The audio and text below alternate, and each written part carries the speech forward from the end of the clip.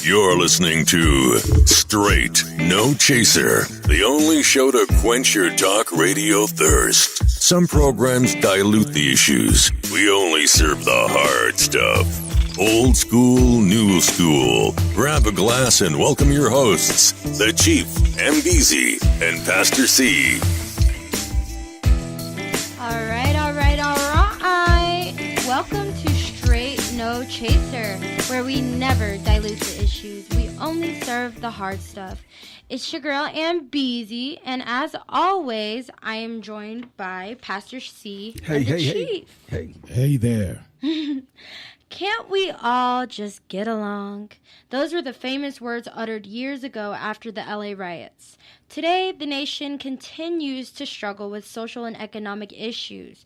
For example, the NFL protests continue to divide the country. Several young students face suspensions because of their hairstyles, and urban areas continue to struggle to grasp with senseless violence. So tonight we're going to address these issues, beginning with the students who were suspended because of their hairstyles. Young people are wearing an assortment of hairstyles these days, ranging from bald heads and gothic to dreadlocks and everything in between. And some use hairstyles as a form of expression, and others are influenced by pop culture trends and celebrities. However, some styles have created concerns among some, but not all, educators and employees about what is appropriate. So to help us understand this issue, we have Angela Mathis, and she is a school administrator with the Clark County School District here in Nevada, which is actually one of the largest school districts in the country. So I just wanted to welcome you, Vice Principal Mathis, and thank you for joining Pastor C, the Chief, and I this evening. And before we dive in, let me remind the audience that you can call us at 702-425-7789 or chat live with us. So let's dive in. Vice Principal Mathis, how does a school system or individual school establish their dress codes and grooming standards in the first place?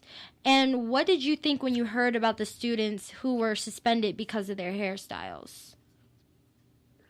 Well, CCSD has established a policy. And most schools, I've only worked at 3, they don't supersede that policy. Okay. So what CCSD has in place, which says basically kids here need to be well groomed and do not distract from education. Well, when I heard about the cases about the kids being suspended, I couldn't fathom what would distract the next person from learning because of one's hair. That's what most of the laws, when I looked at them, says that if they distract another student from learning or distract the learning environment, I couldn't fathom. I used to wear sister locks. I no longer wear them. I couldn't ever see what, if I dyed them red, orange, purple, what would that do to the next person for them to hinder their learning. Oh, wow. So, Vice Principal Math, this is the Chief. And so one of the questions I have is, has that been a problem in the Clark County School District? I know you have one of the largest school districts in the country. Have you all had issues with students being suspended or expelled even for extreme hairdos, if you will? No, I would, and no school that I've been at, nor have I heard it, that a kid could be suspended because of their hair or has been suspended. They would never be expelled because those are statutory offenses, and they would never be expelled because of their hair. So let me ask you, so how do they develop these policies? Who goes in the room and decides, okay, these are what the grooming standards are going to be for this particular year? Can you walk us through that process? And I looked at that, too. I'm going to be very honest. I said, well, these were established in 2004, 2001. So for me, one, they're out of date.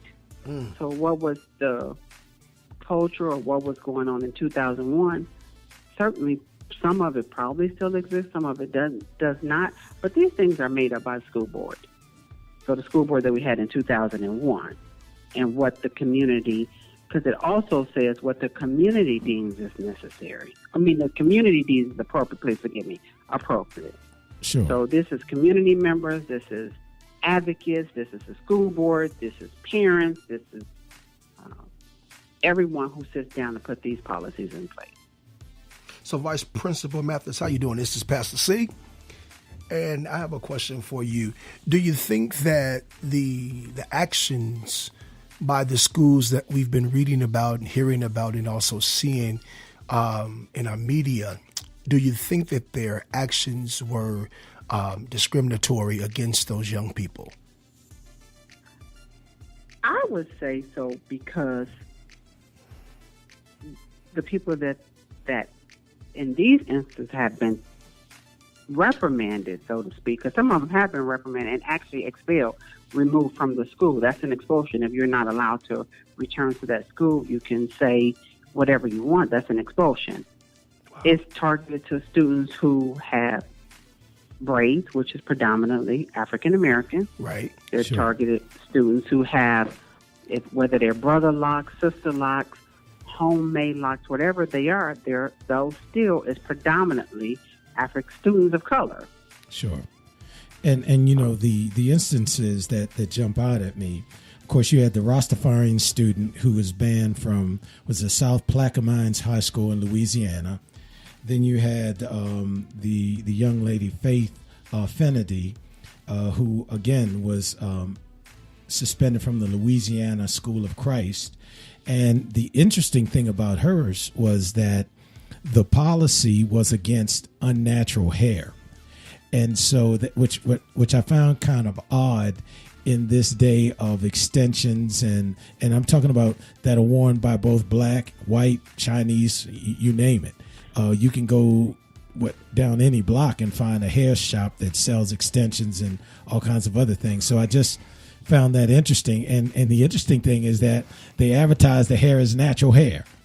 So, I mean, what is that all about? The question is, what does a school have any business telling me how to send my child to school? There we go. What kind of hair I can and cannot wear, as long as it's properly groomed.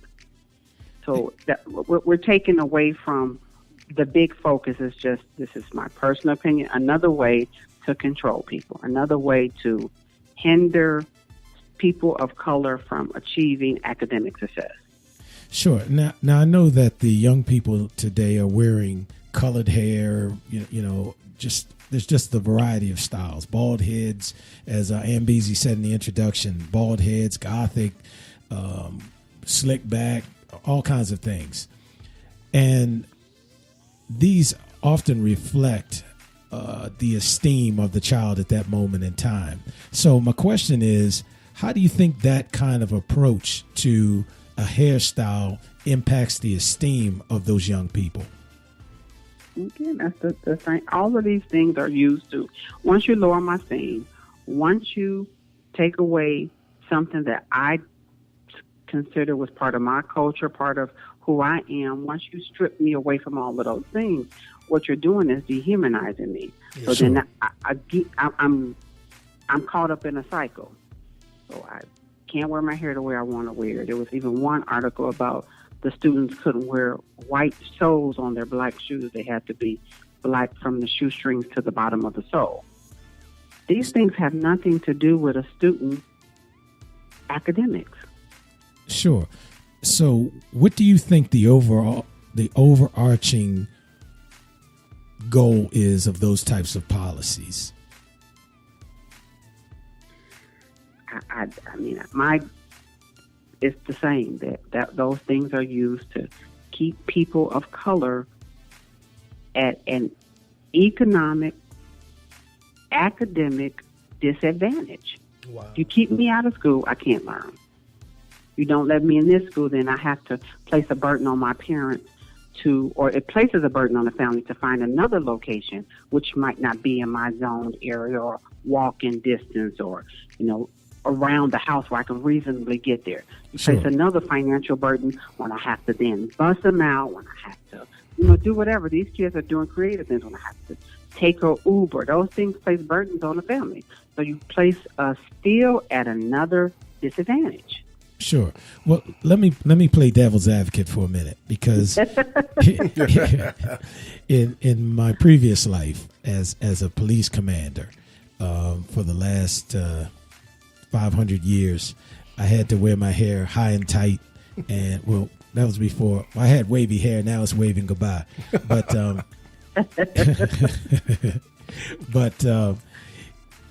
so the grooming standards were to, I guess, to have a uniform appearance so that you look, squared away in your uniform and those types of things.